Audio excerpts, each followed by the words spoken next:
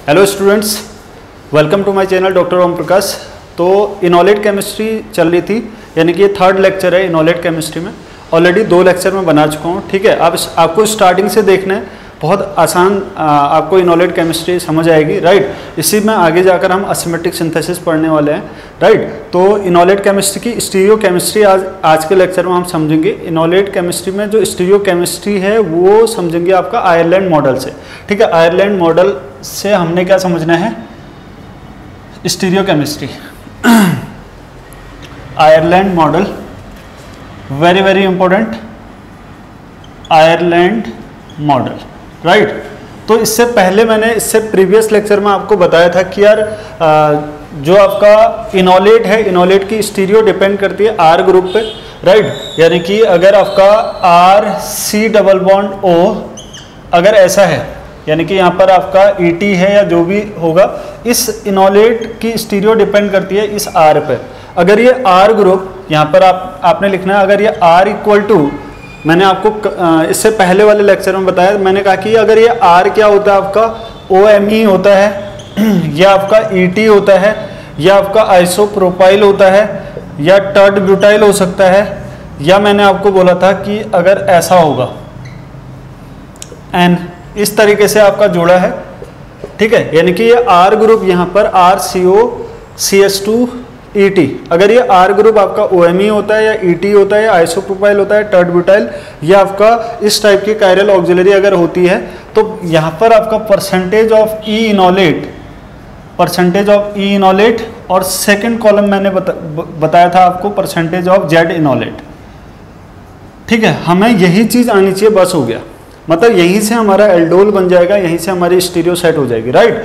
तो percentage of E इनॉलेट इस case में जब आपका ये R आपका OMe होगा, तो यहाँ पर जो E इनॉलेट बनेगा ये बनेगा आपका 95%। अगर ये आपका ET है तो ये बनता है आपका 70%। अगर ये आइसोप्रोपाइल होता है तो नियर अबाउट ये होता है आपका 40%, और टर्ड ब्यूटाइल के केस में आपका रहता है लगभग 0%, और यहाँ पर आपका 10%। मैंने प्रीवियस लेक्चर के लास्ट में आपको बताया था यही वाली टेबल, इसी टेबल से मैंने इनॉलेट बनाने आपको बताए थे, राइट।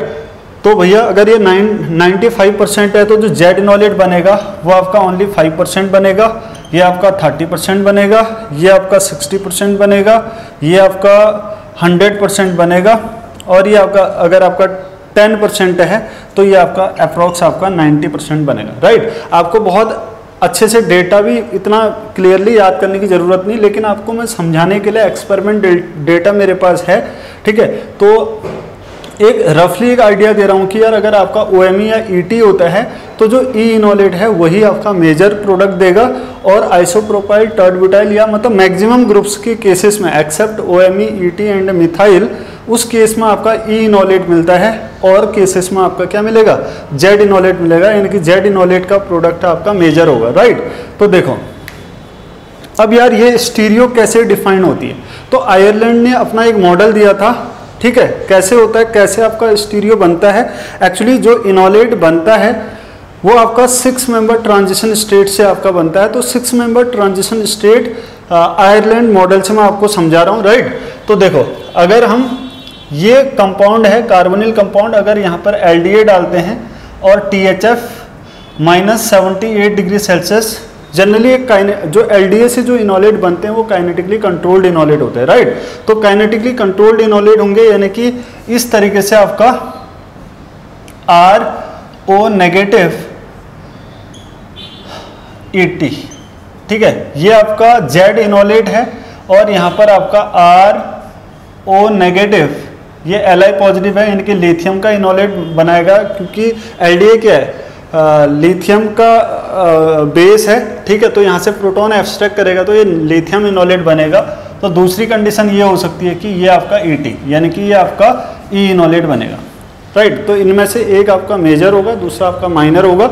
ये मेजर और माइनर डिपेंड करता है इस R ग्रुप पे। तो ये R ग्रुप आपका कुछ भी हो सकता है इन सब में से, ठीक है। तो इन R ग्रुप से आपका इसकी स्टीरियो आपका डिफाइंड होगी। अब ये स्टीरियो E आएगा या Z आएगा, आयरलैंड ने अपने मॉडल से आपका डिफाइंड किया, ठीक है, कि ई इनोलेट ही क्यों मेजर होता है या जेड इनोलेट मेजर क्यों होता है किसी आर ग्रुप पे, ठीक है। तो ये मॉडल है, देखो 6 मेंबर ट्रांजिशन स्टेट होती है। मान लो अगर आपका ऐसा है, यहां पर आपका N ये आइसोप्रोपाइल ग्रुप होगा,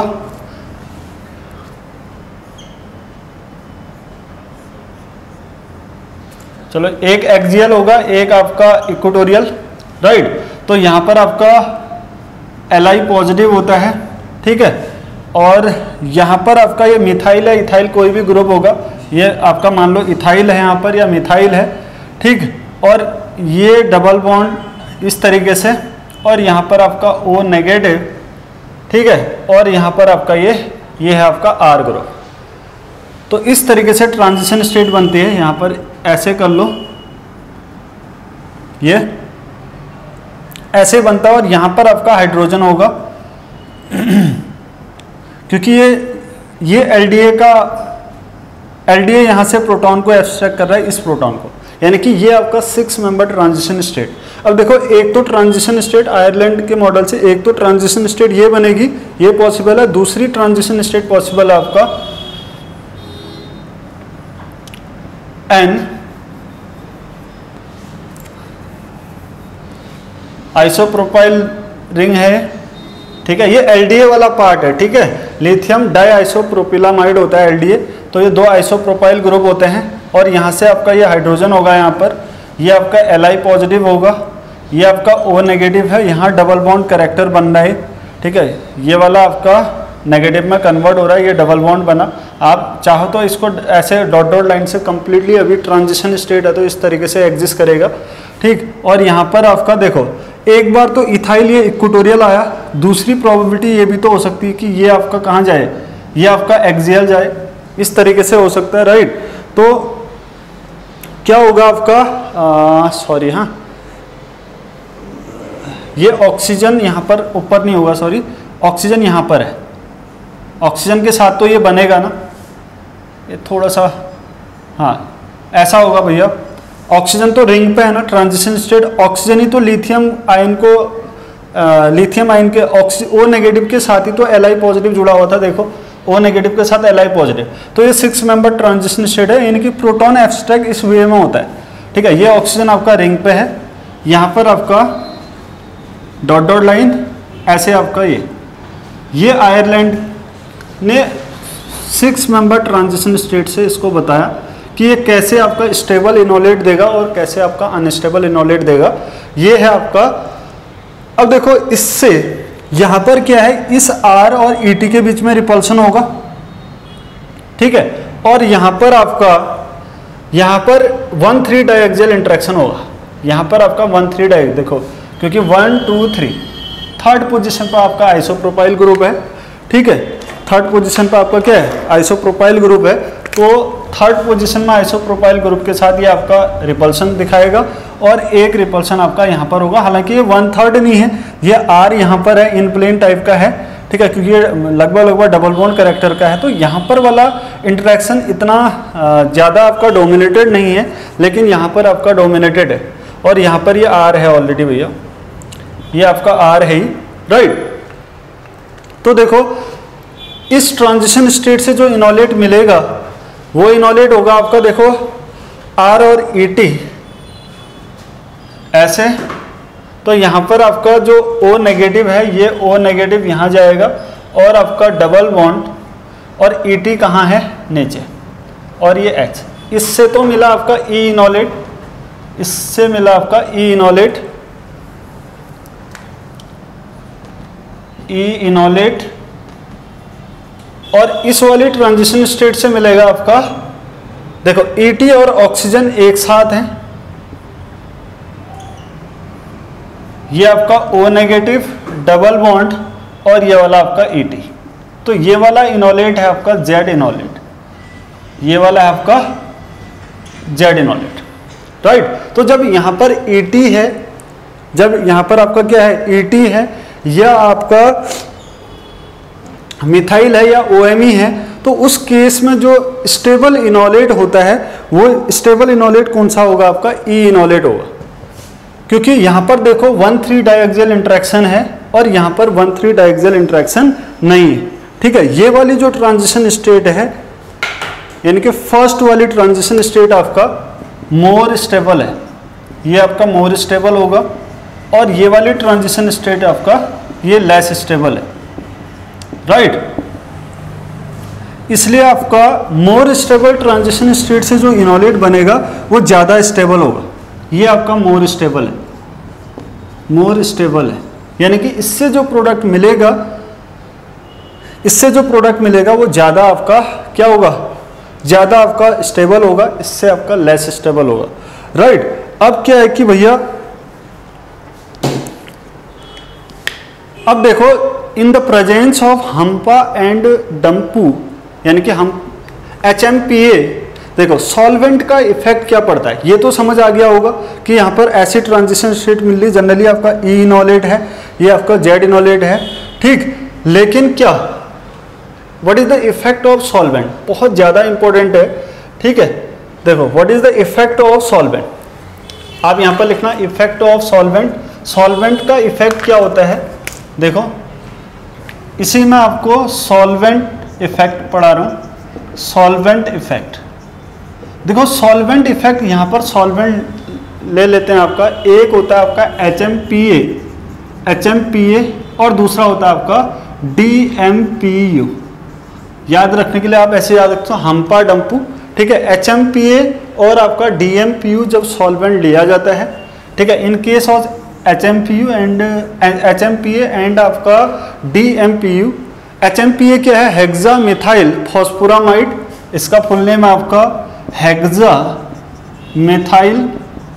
मिथाइल फॉस्फोरामाइड, ठीक है। यानी कि अगर स्ट्रक्चर की बात करूं तो हेक्सा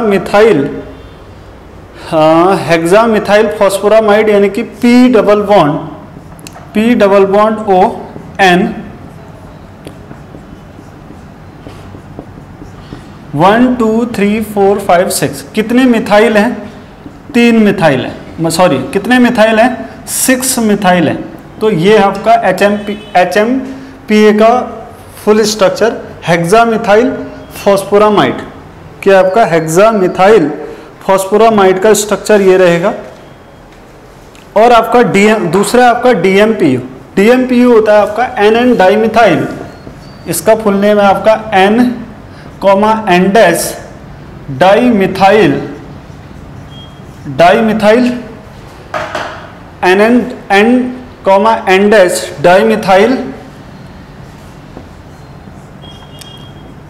डाइमिथाइल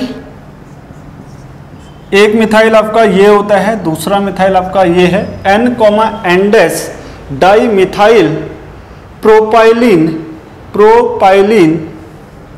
प्रोपाइल मिथाइलिन, ठीक है। N- डाइमिथाइल, यहाँ पर लिख रहा हूँ प्रोपाइल मिथाइलिन क्या, यूरिया डेरिवेटिव है ना, लास्ट में लिख देना आपका यूरिया, ये होता है आपका DMPU। तो भैया अगर आप इनका स्ट्रक्चर याद रखो या नहीं रखो, आपको एक चीज याद रखनी है, इन द प्रेजेंस ऑफ सॉल्वेंट, कौन से solvent, HMPA and DMPU, solvent effect की वजह से ये जो चीज है ना, ये जो ट्रांजिशन स्टेट है, ये ट्रांजिशन स्टेट इस फॉर्म में एग्जिस्ट नहीं करती है, ये ओपन फॉर्म में स्टेबल होती है। किस फॉर्म में, आपका ओपन फॉर्म में, ओपन ट्रांजिशन स्टेट बन जाती है, यानी कि ये एलिवेट कर देता है। आप लिखोगे कि इन the presence of HMPU and DMPU the cyclic transition state elevated, मतलब एलिवेटिंग, हम कह सकते हैं एलिवेटिंग का मतलब होता है ALLVAITING, एलिवेटिंग, यानी कि हम यूं भी कह सकते हैं रिड्यूस करना, ठीक है, कम कर देता है, यानी कि साइक्लिक ट्रांजिशन स्टेट को ब्रेक कर देता है। कौन, HMPA and DMPU। HMPA DMPU क्या करता है आपका, इस साइक्लिक ट्रांजिशन स्टेट को ब्रेक कर देता है। ब्रेक करने का रीजन ये है सॉल्वेशन, ड्यू टू कैसे आपका रिड्यूस करता है? Due to solvation of HMPA with किसके साथ? With lithium ion. देखो भैया आपको याद रखना है कि यार जो आपका HMPA या DMPU है, HMPA हेक्सामिथाइल फॉस्फोरामाइड लिथियम आयन को सॉल्वेट करता है। सॉल्वेशन की वजह से लिथियम आयन आपका यहाँ पर 6 मेंबर ट्रांजिशन स्टेट एग्जिस्ट नहीं करती है। ये जो 6 मेंबर ट्रांजिशन स्टेट है ये ब्रेक हो जाती है, रिड्यूस हो जाती है। उसकी वजह से सॉल्वेशन की वजह से ये ओपन ट्रांजिशन स्टेट बन जाता है, ठीक है, जिसकी वजह से आपका ये वाला फॉर्म अब ज़्यादा स्टेबल होता है और ये वाला फॉर्म आपका लेस स्टेबल होता है। क्योंकि इस फॉर्म में क्या होगा, देखो HMPA DMPU से क्या होता है, ये जो 1,3 डाइएक्सियल इंटरेक्शन है ये ऐसा बन जाता है। यहाँ पर HMPA क्या करता है, HMPA क्या कर देगा आपका लिथियम आयन के साथ सॉल्वेशन कर देगा, ऐसे लिख सकते हो, सॉल्वेशन करेगा। सॉल्वेशन की वजह से ये जो आपका 6 मेंबर ट्रांजिशन स्टेट थी वो ब्रेक होगी, यानी कि ओपन ट्रांजिशन स्टेट बन गई। ओपन ट्रांजिशन स्टेट बनने से यहाँ पर कोई भी आपका, अब देखो इसको चेंज कर देंगे, ये आपका ओपन ट्रांजिशन स्टेट बन जाएगी, यानी कि ये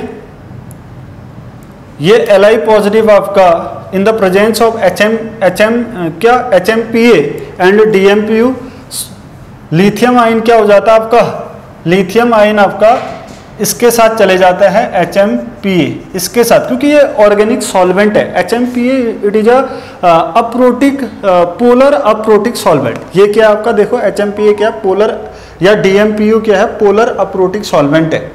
ये क्या पोलर अप्रोटिक सॉल्वेंट। तो पोलर अप्रोटिक सॉल्वेंट, इनकी इन सॉल्वेंट की प्रेजेंस में साइक्लिक जो ट्रांजिशन स्टेट थी 6 मेंबर ट्रांजिशन स्टेट, ये आपका एलिवेट हो जाती है या रिड्यूस हो जाती है या ओपन ट्रांजिशन स्टेट में कन्वर्ट हो जाती है।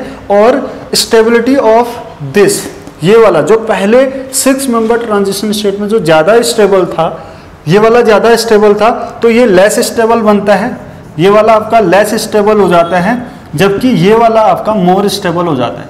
ये वाला आपका मोर स्टेबल होता है। इससे पहले जबकि क्या था, इससे पहले जब 6 मेंबर ट्रांजिशन स्टेट बना रहे थे तो उस केस में ये वाला लेस स्टेबल था, क्योंकि 1,3 डाइएक्सियल इंटरेक्शन मिल रहा था, जबकि अब ये मोर स्टेबल हो गया ओपन ट्रांजिशन स्टेट में। क्यों? क्योंकि it is a more stable, क्योंकि 1,3 डाइएक्सियल इंटरेक्शन आपका कम हो गया।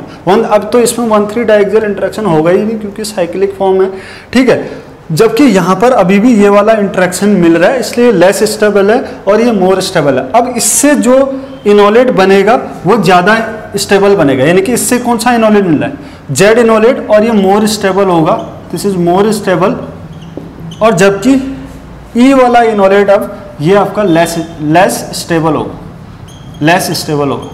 तो आपको याद रखना है, एक चीज़ आपको याद रखनी है, कौन सी, कि यार जो OET या ET के केस में ये सॉल्वेंट का इफेक्ट जनरली कहाँ पर देखा जा रहा है आपका, जो पहले OET या ET के केस में आपका percentage of E enolate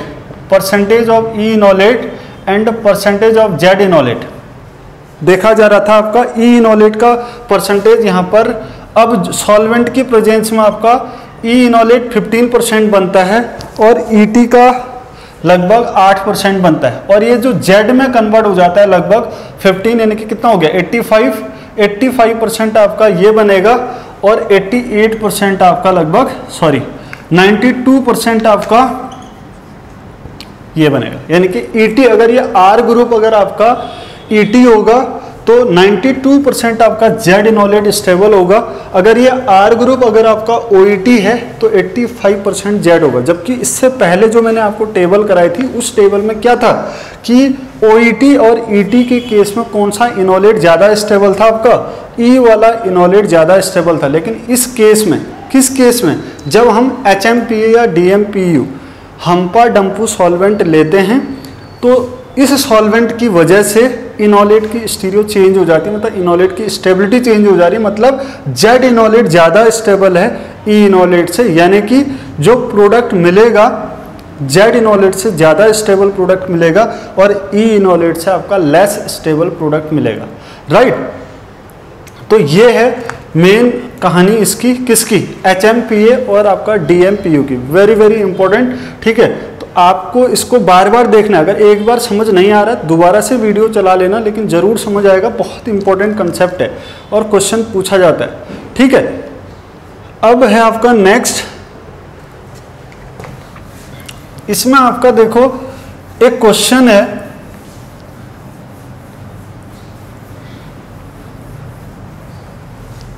question आपका इंपॉर्टेंट क्वेश्चन है।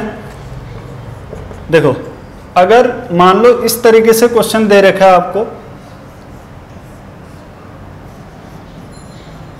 ये आपका Me है, ये आपका H है और आपका यहाँ पर C डबल बॉन्ड O है और ये दे रखा है आपका LDA-THF -78 डिग्री सेल्सियस टेम्परेचर, ठीक। तो आपको क्या करना है, आपको इसका प्रोडक्ट बनाना है और ये फर्स्ट स्टेप है और सेकंड स्टेप में आपका मिथाइल आयोडाइड दे रखा है, ठीक है। आपको प्रोडक्ट बताना विद स्टीरियो, ठीक, मोस्ट इंपॉर्टेंट। देखो क्या होगा आपका कि यार अगर मैं LDA क्या करेगा, प्रोटॉन का एब्स्ट्रैक्शन, ठीक है, और स्टैटिकली लेस हिंडर्ड साइड से प्रोटॉन का एब्स्ट्रैक्शन करेगा, यानी कि ऑब्वियसली यहाँ से नहीं करेगा, इस वाले से करेगा। तो यहाँ पर आप क्या कर लो, डेकालीन टाइप का सिस्टम है और ये ट्रांसफॉर्म है, तो आप सबसे पहले इसको ऐसे बना दो, ये है एक मिथाइल आपका यहाँ पर है और H आपका यहाँ पर है, ठीक है, और C डबल बॉन्ड वो आपका ये है, ठीक, ऐसा ही है ना। और आपका LDA क्या करेगा, प्रोटॉन का एब्स्ट्रैक्शन करेगा, कहाँ से, यहाँ से प्रोटॉन का एब्स्ट्रैक्शन करेगा, तो ये बन जाएगा आपका क्या, यहाँ पर negative charge double bond O और ये आपका मिथाइल, ठीक है। अब नेक्स्ट स्टेप पे क्या होता है, यहाँ पर एल्काइलेशन होना है, क्योंकि नेक्स्ट स्टेप आपका MEI, ये मिथाइल आपका जुड़ेगा यहाँ पर।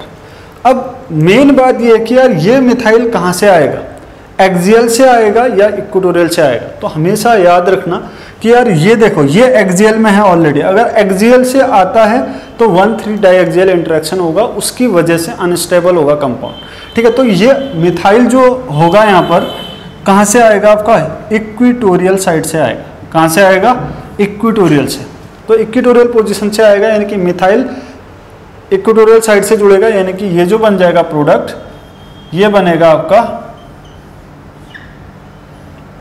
मिथाइल और यहाँ पर आपका मिथाइल ऐसा डबल बॉन्ड O और ये ऑलरेडी, तो ये यही इक्वल टू क्या हो जाएगा। अब देखो ये मिथाइल और ये मिथाइल ठीक जस्ट कहाँ है, आपकी अपोजिट स्टीरियो में है, कहाँ है, अपोजिट स्टीरियो में है, ठीक है, अपोजिट स्टीरियो में है। तो क्या हो जाएगा, इसको आप कन्वर्ट कर लो। देखो ये मिथाइल मैंने अबव द प्लेन माना था, ब्रिज वाला, तो यहाँ पर जो मिथाइल आएगा इसका मतलब ये बिलो द प्लेन आएगा, तो आप इसको कन्वर्ट कर सकते हो। प्रोडक्ट बनेगा आपका ऐसा, ये मिथाइल आपका अबव द प्लेन हो गया, ठीक है, और ये आपका डबल बॉन्ड O है, ये डबल बॉन्ड O, और यहाँ पर जो मिथाइल की स्टीरियो होगी ये होगी आपका बिलो द प्लेन और ये H भी आपका बिलो द, ये फाइनल प्रोडक्ट है, ये क्या होगा आपका फाइनल प्रोडक्ट होगा, ठीक है। नेक्स्ट आपका अब जैसे न्यूक्लियोफाइल होता है, ठीक है, अगर मैं इनोलेट की बात करूं, आपको कंफ्यूजन हो रहा होगा कि यार कई बार क्या होता है कि ऐसा होता है। देखो एक इंपॉर्टेंट कंसेप्ट है, देखो जैसे मान लो RC डबल बॉन्ड O ऐसा है, ठीक है, ये आपका ऐसा है, तो अगर यहाँ पर LDA डालते हैं और THF और -78 डिग्री सेल्सियस, तो भैया क्या होता है, इनोलेट बनता है। ये आपने पहले भी पढ़ा, O नेगेटिव Li पॉजिटिव, यानी कि ये यहाँ पर दो चीज़ें होंगी, ये आपका Z बनेगा, ये आपका E बनेगा, प्लस आपका ये आपका या E बनेगा, O नेगेटिव Li पॉजिटिव और आपका ऐसा ये, या ये बनेगा या ये आपका E है और ये आपका Z है। स्टेबिलिटी अनस्टेबिलिटी के बारे में मैंने पहले आपको बता दिया है। मैं यहाँ पर क्या बता रहा हूँ, मान लो अगर इसकी रिएक्शन मैंने Me3SiCl के साथ की, सिलाइल इनॉल ईथर टाइप का बनाने की सोच रहा हूँ मैं। ये Me3SiCl है। पहले स्टेप में आपका इसका ये सेकंड स्टेप है। फर्स्ट स्टेप में आपका LDA के साथ रिएक्शन हुआ, THF एंड आपका -78 डिग्री सेल्सियस टेम्परेचर, ठीक है। तो LDA THF 78 degree Celsius temperature की प्रेजेंस में यहाँ पर आपका क्या होगा, सबसे पहले तो LDA प्रोटॉन का एब्स्ट्रैक्शन करता है, क्योंकि अच्छा नॉन न्यूक्लियोफिलिक बेस है, मैंने आपको जैसे कि इससे प्रीवियस लेक्चर में आपको बताया था। तो ये क्या होगा आपका R O नेगेटिव बनेगा, इनोलेट बनेगा, फिर या ये Z बनेगा या आपका E बनेगा। चलो आप E बना दो, ठीक है, या दोनों बनेंगे, चलो दोनों बना सकते हो भैया, क्योंकि अभी तो हमने ये डिसाइड नहीं किया ना कि क्या बनेगा। अभी मैं जस्ट दूसरा कंसेप्ट बताना चाह रहा हूँ। ये आपका Z है, ये आपका E है, ठीक है। Z E समझ रहे हो, O नेगेटिव फर्स्ट प्रायोरिटी, ये सेकंड, तो ये फर्स्ट, यहाँ H आपका सेकंड। तो फर्स्ट फर्स्ट फर्स्ट फर्स्ट एक साइड है तो Z, और यहाँ फर्स्ट सेकंड फर्स्ट सेकंड, तो फर्स्ट सेकंड या फर्स्ट फर्स्ट आपका अपोजिट है, तो ये आपका E होगा, राइट। अब देखो नेक्स्ट स्टेप जो है, यहाँ पर नेक्स्ट स्टेप में हम किसकी रिएक्शन करा रहे हैं, Me3SiCl, Me3SiCl। अब जो Me3SiCl है, एक तो देखो इनोलेट का पैटर्न क्या होता था, what is enolate, enolate is a nucleophile. Enolate क्या होता है आपका, न्यूक्लियोफाइल होता है, ठीक है।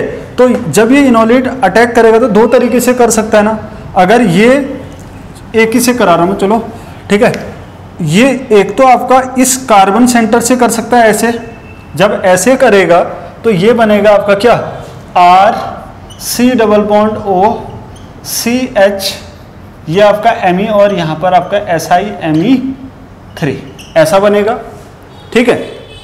एक तो ऐसा बना।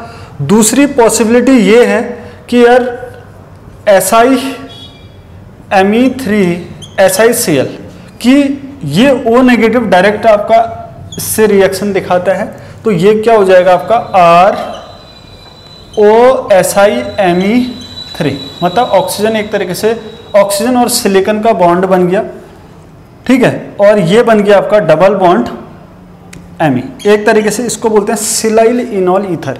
ये ईथर भी बन गया, सिलाइल का ईथर बन गया है। अब देखो क्वेश्चन ये पूछा जाता है, मतलब जनरली बच्चों को ये डाउट रहता है कि यार, हालांकि यहाँ पर देखो ये चीज़ नहीं बनती है, ये नहीं बनता है, ये बनता है। जब भी Me3SiCl दिया होता है इनोलेट के बाद, तो हमेशा ये बनता है, आपने देखा होगा हमेशा ये बनता है, ऑक्सीजन सिलिकॉन के साथ जुड़ता है। तो मैं आपको ये बताना चाह रहा हूँ कि यार जो O नेगेटिव है ना, वो एक हार्ड न्यूक्लियोफाइल है। यहाँ पर लग रहा है आपका HSAV प्रिंसिपल, यहाँ पर क्या लग रहा है आपका HSAV प्रिंसिपल, राइट। यहाँ पर लिख रहा हूँ मैं HSAV principle, hard soft acid base का कंसेप्ट। तो हमेशा HSAV प्रिंसिपल ये कहता है, जो पियर्सन ने दिया था, आप इनऑर्गेनिक केमिस्ट्री में बहुत अच्छे से पढ़ते हो। HSAV प्रिंसिपल ये कहता है कि हार्ड वाला रिएक्ट करता है और सॉफ्ट वाले के साथ चाहता है, मतलब रिएक्शन करना चाहता है। मतलब हार्ड हमेशा हार्ड के साथ करना चाहेगा मोर प्रिफरेंशली, और सॉफ्ट आपका सॉफ्ट के साथ। यानी कि अगर न्यूक्लियोफाइल की बात करूं तो न्यूक्लियोफाइल भी दो टाइप के होते हैं, एक आपका हार्ड और दूसरा आपका सॉफ्ट, राइट। तो होता क्या है, ये आपका क्या है, हार्ड है, ये क्या आपका O नेगेटिव आपका हार्ड है, और यहाँ पर ये भी एक तरीके से सिलिकॉन वाला जो ये वाला पार्ट है, ये भी आपका हार्ड की तरफ बिहेव करता है, ठीक है। ज़्यादा इलेक्ट्रोफिलिक सेंटर है, तो ये इसको लाइक करता है, तो OSi बॉन्ड एक तरीके से ज़्यादा इलेक्ट्रोस्टैटिक बॉन्ड होता है। ये O और Si बॉन्ड आपका मोर स्टेबल है, तो ये बनना चाहेगा ना। जबकि यहाँ पर क्या है आपका, ये वाला सेंटर आपका सॉफ्ट होता है, ठीक है। तो ये वाला जो बॉन्ड है ना, ये वीकर होगा। इसकी जो बॉन्ड डिसोसिएशन एंथैल्पी लगभग 80 के आसपास होगी, तो इसकी अप्रोक्स काफ़ी होती है, मतलब लगभग आपका ये मान के चलो 162 के अराउंड, 162 किलोजूल, 1 किलोजूल पर मोल, ठीक है। तो ये वाला बनना इसलिए ये वाला मोर प्रेफरेंसली बनेगा, ये वाला, और ये नहीं बनेगा। तो हमेशा याद रखना, हमेशा ये बनेगा, ये नहीं। Right, thank you.